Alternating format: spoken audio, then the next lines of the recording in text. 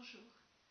Voilà ce que je voulais vous dire pour, mon deuxième message.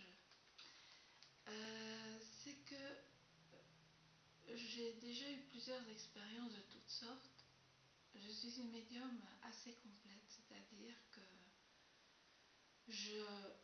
j'entends principalement les esprits, je les vois parfois, mais tout dépend de mon état second. Cela dépend si je suis vraiment dans mes ondes alpha. Je ne sais pas toujours très bien expliquer, mais c'est une question de concentration aussi. Je crois que la méditation m'a aidé beaucoup aussi pour capter des messages. Je vous en parlerai plus tard d'ailleurs de ces messages et je vous en lirai quelques-uns. Je voulais aussi vous dire que j'ai fait des expériences aussi hors du corps. Parmi celles-ci, il y a aussi celle où tout d'un coup on se retrouve dans le monde, je dirais, des trépassés, mais j'ai je ne vais pas dire cette facilité parce que c'est pas tellement facile d'y arriver. Je n'y arrive pas tous les jours. J'y arrive en moyenne 1 à 2 fois par mois, mais pas plus. Mais c'est quelquefois, c'est beaucoup. Ça fait peut-être entre 20 et 25 fois dans l'année. Et là, j'utilise une technique qui est la mienne, qui est toute bête en fait, qui était celle de Rampa au départ, puisque c'est en lisant son livre que ça a provoqué le phénomène. C'est une question de concentration vraiment. Et puis à un certain moment, j'ai les guides. C'est ça qui est particulier. Et eux m'aident à sortir de mon corps. Comme ils savent que j'ai peur, cela se passe en général très vite. Tout d'un coup, hop, je me trouve dans un autre endroit qui n'appartient pas au rêve. Ça, je tiens tout de même à souligner. Pour nous, c'est facile de voir la différence. Pour vous, c'est plus difficile peut-être à comprendre. Mais il y a une grande différence. On se trouve à un moment donné dans un endroit à rencontrer des amis. Moi, j'ai plein d'amis dans l'astral. Beaucoup plus dans l'astral que sur Terre. C'est normal parce que dans l'astral, on rencontre des personnes qui ont la même vibration ou presque, qui ont les mêmes centres d'intérêt, les mêmes goûts, les mêmes choses, enfin les choses qui vous attirent. Cela se situe au niveau de l'âme. Donc j'ai plein d'amis, mais je vois beaucoup de paysages que je vais vous décrire au fur et à mesure parce que heureusement j'ai pris beaucoup de notes et chaque fois qu'il y a quelque chose de très spécial, j'en prends note. Alors j'ai encore les détails de certaines choses.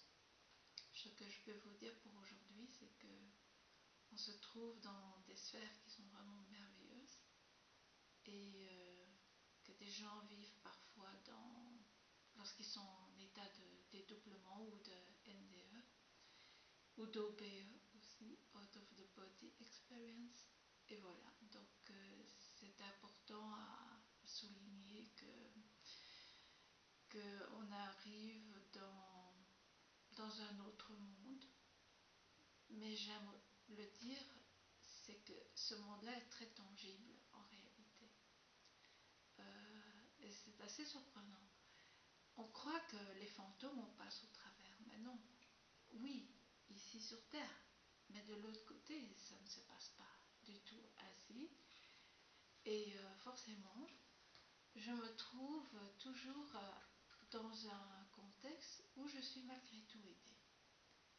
Et ce qui est particulier, c'est que quand on se trouve de l'autre côté, on n'a pas envie de redescendre. Ça, c'est vraiment une particularité parce que de l'autre côté, c'est tellement beau. On voit beaucoup d'animaux, d'oiseaux, de fleurs, d'arbres, de ruisseaux, un tas de choses, de maisons. Et c'est matériel aussi. quand on caresse un chat de l'autre côté, on le caresse vraiment. On retrouve aussi ces animaux. J'en ai déjà rencontré de mes animaux chéris que je regrette tellement de ne plus avoir sur Terre. C'est vrai que c'est un monde à part parce que, comme je disais, il est tangible pour là-haut. Et lorsque plus on monte, plus ça devient solide, bizarrement. Mais c'est une autre solidité. C'est une solidité lumineuse, c'est une solidité spirituelle, d'amour. Mais c'est solide. On ne passe pas à travers les gens. Euh, D'ailleurs, on a une gêne. On passe pas au travers d'eux quand on est dans l'au-delà. Par contre, ici-bas, quand une entité descend, son énergie, son taux vibratoire diminue très très fort et finalement devient presque transparent et intangible. Forcément, je ne vais pas dire qu'il prend l'apparence d'un fantôme parce que, bon, les fantômes sont des âmes errantes qui traînent depuis des années, mais ici, je parle d'une entité de l'astral qui est dédoublée ou qui est décédée depuis, peu importe, qui descend sur Terre, peut traverser les murs, peut traverser les gens. Mais c'est toujours malgré tout désagréable, cette sensation de traverser quelque chose. Et je dirais même plus, je dis la plupart des entités euh, passent par la porte, même si elles traversent la porte, mais elles passent par une porte. Les murs, c'est déjà plus épais, donc malgré tout, ça joue. Voilà, ça je tenais aussi à expliquer. Voilà, ça c'est pas pour aux esprits. Plus tard, bon, je me suis encore concentrée aussi dans d'autres voyages que je vous expliquerai plus tard. Alors je tiens aussi à dire, je ne bois pas d'alcool ou très très peu, mon petit verre quand je mange le soir, mais je ne fume pas non plus. Je suis quelqu'un qui est en bonne santé psychologique et je suis heureuse dans ma petite vie.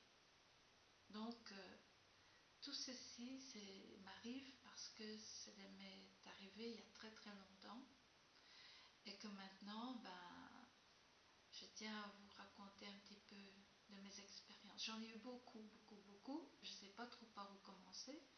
Aujourd'hui, c'est mon deuxième message. Je sens que je suis très maladroite et que je cherche mes mots, mais je crois que je vais corriger tout ça au fur et à mesure. Voilà, je vous laisse pour aujourd'hui.